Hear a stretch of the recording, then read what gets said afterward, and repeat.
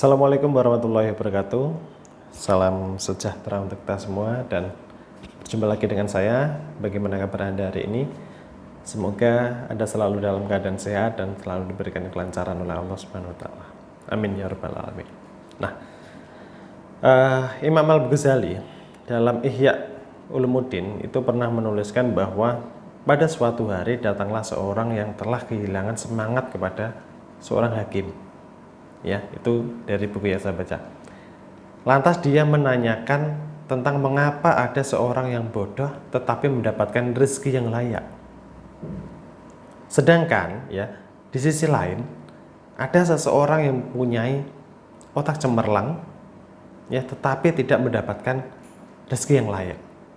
Nah, mendengar pertanyaan itu ya, sang hakim ya, ini ceritanya sang hakim menjawab, jika setiap orang yang mempunyai otak cemerlang mendapatkan rezeki yang layak, dan setiap orang yang bodoh tidak mendapatkan rezeki yang layak, maka akan timbul sebuah asumsi bahwa seorang yang mempunyai otak cemerlang dapat memberikan rezeki kepada temannya.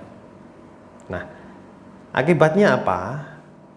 Setelah orang lain tahu dan berpandangan bahwa orang dapat memberi rezeki itu adalah temannya sendiri, maka tidak ada artinya usaha yang mereka lakukan itu untuk mendapatkan rezeki tersebut.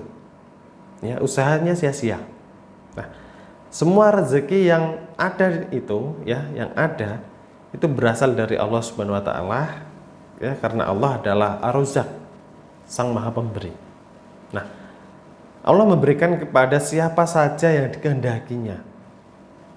Ya, ini bersumber dari firman Allah, yaitu Allah melapangkan rezeki bagi siapa yang Dia kehendaki dan menyempitkan ya bagi siapa yang Dia kehendaki juga. Quran surat Ar-Ra'd.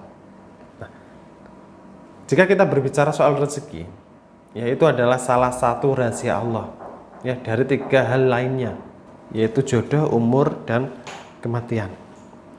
Ia tidak dapat dikalkulasi dengan nalar manusia. Nah, Allah Subhanahu wa taala telah menjamin rezeki setiap makhluk. Ya, setiap manusia yang terlahir ke dunia sudah dilengkapi dengan rezekinya masing-masing. Maka dari itu, selayaknya kita tidak perlu cemas ya mengenai soal rezeki. Persoalan rezeki itu telah diatur oleh Allah Subhanahu wa taala. Nah, lalu mengapa Allah menentukan rezeki saya hanya sedikit? Nah, jika ada pertanyaan seperti itu, ya, boleh jadi karena Allah tahu batas kemampuan kita. Jika diberi kekayaan melimpah, kita tidak lagi ingat kepadanya. Kita akan banyak berbuat maksiat. Ya, karena itulah Allah Maha tahu, Dia mengatur kadar kemampuan kita dalam menerima fitnah harta berupa rezeki. Nah, ada satu hadis yang berbunyi, seseorang tidak dibebani melainkan menurut kadar kesanggupannya.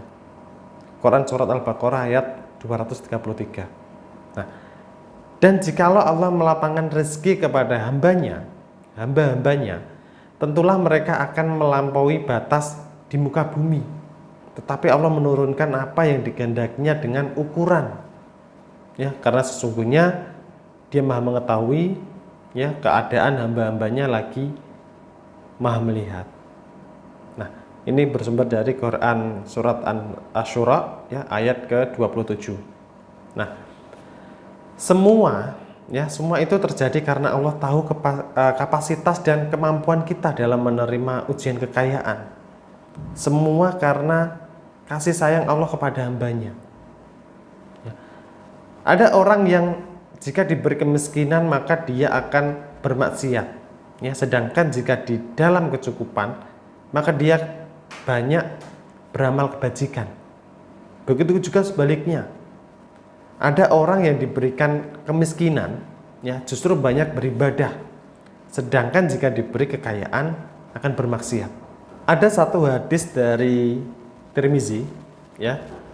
Itu berbunyi bagi setiap sesuatu terdapat ujian dan cobaan. Dan ujian serta cobaan terhadap umatku ialah harta benda.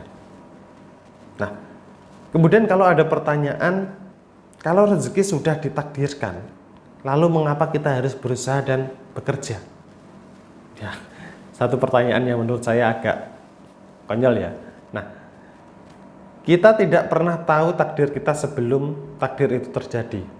Ya, oleh karena itu, tetaplah berusaha bekerja sungguh-sungguh dan banyak beramal kebaikan untuk menyambut takdir kita. Ya, karena kita akan dipermudah menuju takdir kita tersebut jika kita mau berusaha dan kita sungguh-sungguh.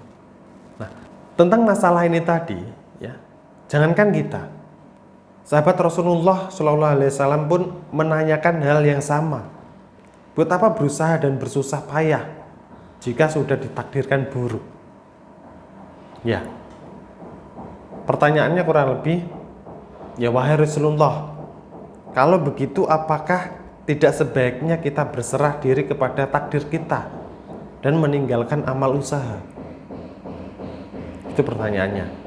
Ya, Rasulullah SAW bersabda, barang siapa yang telah ditentukan sebagai orang yang berbahagia, maka dia akan mengarah kepada perbuatan orang-orang yang berbahagia.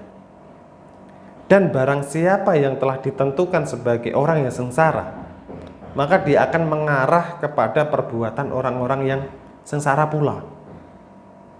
Nah, kemudian beliau melanjutkan sabdanya dengan berbagai dengan salah satu sabdanya, yaitu beramallah karena setiap orang akan dipermudah. Ya, adapun orang-orang yang ditentukan sebagai orang berbahagia, maka mereka akan dimudahkan untuk melakukan amalan orang-orang bahagia. Dan juga adapun orang-orang yang ditentukan sebagai orang yang sengsara, maka mereka juga akan dimudahkan untuk melakukan amalan orang-orang sengsara. Ya. Kemudian beliau membaca ayat sebagai berikut. Nah, ayatnya seperti ini. Adapun orang yang memberikan hartanya di jalan Allah dan bertakwa, ya, dan membenarkan adanya pahala yang terbaik, yaitu surga, maka kami kelak akan menyiapkan baginya jalan yang mudah.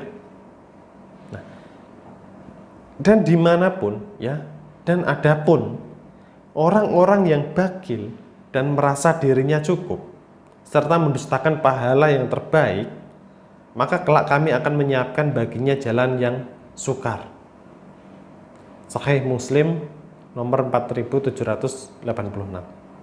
Nah, ya, jadi kesimpulannya, bersyukurlah jika Anda termasuk orang-orang yang dimudahkan dalam berbuat kebaikan.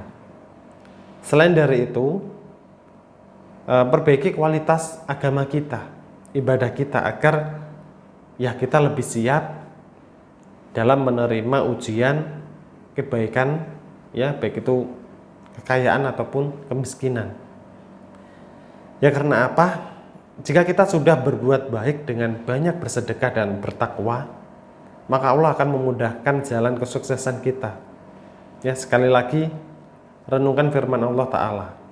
Ya, firmannya seperti ini. Bismillahirrahmanirrahim. Sesungguhnya usaha kamu memang berbeda-beda.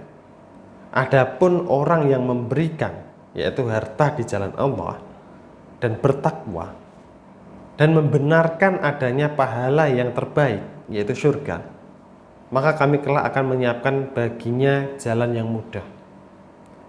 Ya, Quran surat Al-Lail ayat 4-7. Nah, lalu pertanyaannya, lalu bagaimana dengan mereka yang berbuat dosa? Mengapa mereka justru sukses di dunia ini? Ya, kalau ada pertanyaan seperti itu, jawaban saya simpel. Ya, karena mereka telah meluapkan mereka telah melupakan peringatan Allah. Maka Allah akan memberikan semua kenikmatan dunia sehingga mereka semakin lupa dan semakin banyak berdosa. Ya, yang akhirnya ya akan diazab oleh Allah. Ya, ini jawaban ini saya ambil dari firman Allah, yaitu, nah, maka tatkala mereka melupakan peringatan yang telah diberikan kepada mereka, Kami pun membukakan semua pintu-pintu kesenangan untuk mereka. Sehingga apabila mereka bergembira dengan apa yang telah diberikan kepada mereka, kami siksa mereka dengan sekonyong-konyong. Ya, maka ketika itu mereka terdiam berputus asa. Quran surat Al-An'am ya ayat 44. Nah, jadi apa? Berhati-hatilah jika di saat kita banyak berbuat dosa dan maksiat, justru Allah memberi rezeki yang melimpah. Namun perlu Anda ingat, kehidupan dunia dijadikan indah dalam pandangan orang-orang kafir, dan mereka memandang hina orang-orang yang beriman. Padahal orang-orang yang bertakwa itu lebih mulia daripada mereka di hari kiamat nanti. Ya. Dan Allah memberi rezeki pada orang-orang yang dikehendakinya tanpa batas. Ya, ini berdasarkan Quran surat Al-Baqarah ayat ke-212. Ya, wallahu alam. Semoga video ini bermanfaat bagi Anda semua. Ya, dan mungkin itu dulu yang bisa saya sampaikan kali ini. Terima kasih sudah menyimak. Wassalamualaikum warahmatullahi wabarakatuh. Salam sejahtera untuk kita semua.